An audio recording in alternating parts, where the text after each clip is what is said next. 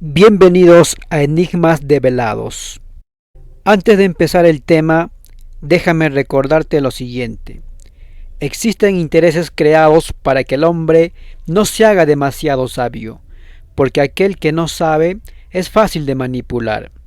Un claro ejemplo son las religiones, que muchas veces venden la fe a los más incautos. Hoy día vamos a tocar un tema muy interesante de la vida real. Se llama el juicio del mono. Es una lucha prácticamente entre la ciencia y la religión.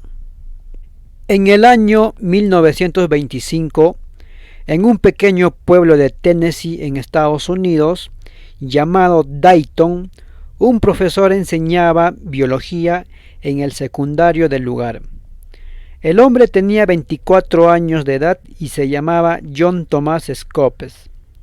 A comienzos del año de julio se encontraba explicando la teoría evolucionista de la raza humana y dos policías entraron al aula, colocándose contra la pared del fondo. Scopes se perturbó y le pidió a sus alumnos que se retiraran del curso. Los policías le pidieron al profesor que los acompañe hasta la droguería del pueblo. En el lugar se encontraban el metodista George Rapalje y otras personas importantes de Dayton. Rapalje encaró directamente a Scopes, exclamando: «Estuvimos hablando entre nosotros, y yo expliqué que nadie podía explicar biología sin enseñar la evolución». «Así es», Scopes asintió intrigado. Rapalje tomó un libro de uno de los estantes de la droguería, que en Dayton también funcionaba como almacén de ramos generales, y le preguntó al joven profesor: ¿es este el libro del cual enseñaba? Era el tomo de biología cívica de Hunter. Scopes asintió nuevamente. Entonces cometió un delito, le dijeron, y sin más aclaración lo llevaron a la prisión local. John Scopes estaba atónito, sin entender el atropello. Era una historia reciente, pues a principios de 1925, los parlamentarios de Tennessee sancionaron una ley que prohibía la enseñanza de la evolución natural, una teoría desarrollada por Charles Darwin en su libro El origen de las especies. O sea, para ellos era un delito decir que el ser humano evolucionaba de especies inferiores y que el chimpancé era el pariente más cercano en la escala zoológica. Para los creyentes eso podía llevar a perversiones morales, pues la enseñanza estaba en contra de la Biblia.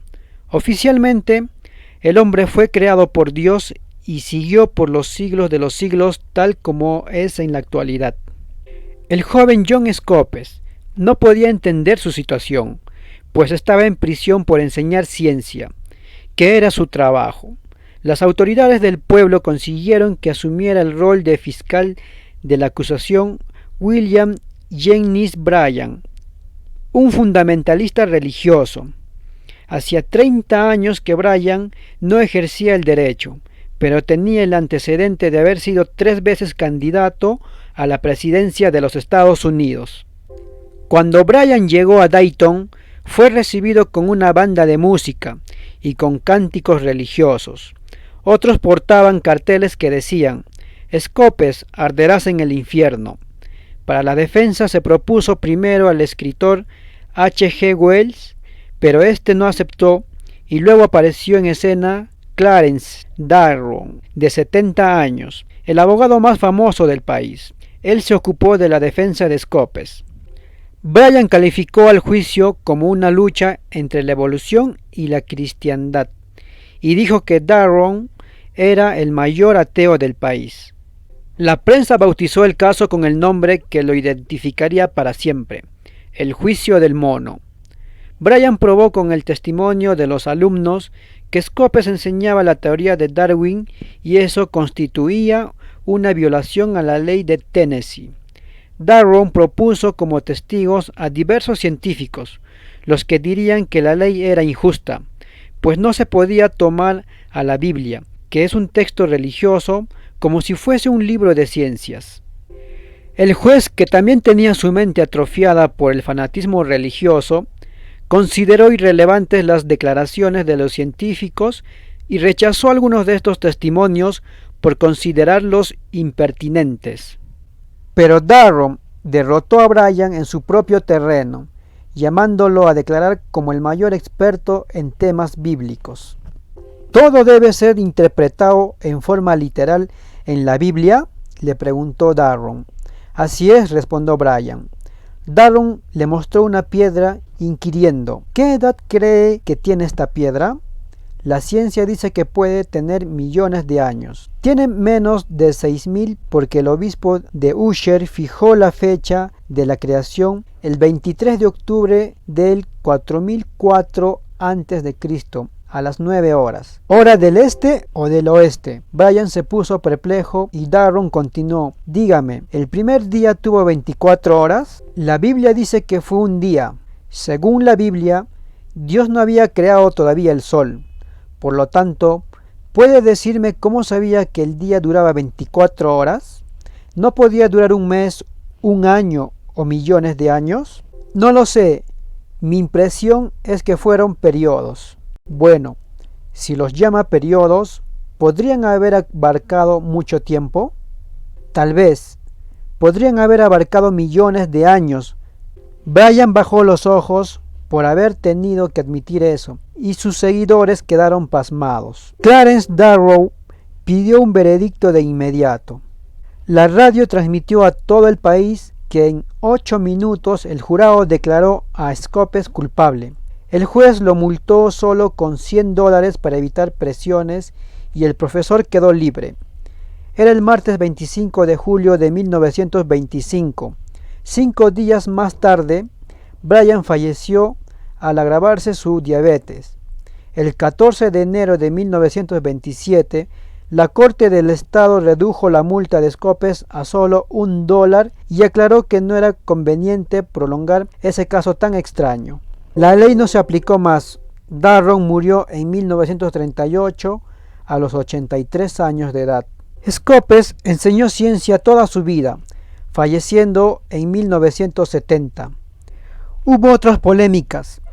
En el año de 1968, en el estado de Arkansas, una profesora de biología llamada Susan usó en una escuela un libro de texto que incluía la teoría de Darwin y las autoridades educativas decidieron echarla.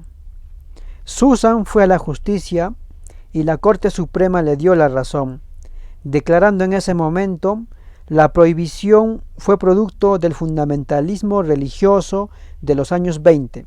Arkansas tiene derecho a determinar los contenidos de la enseñanza en las escuelas públicas, pero eso no le da derecho a prohibir una teoría científica. Hacerlo es violar la libertad de expresión, que está en la primera enmienda de la Constitución.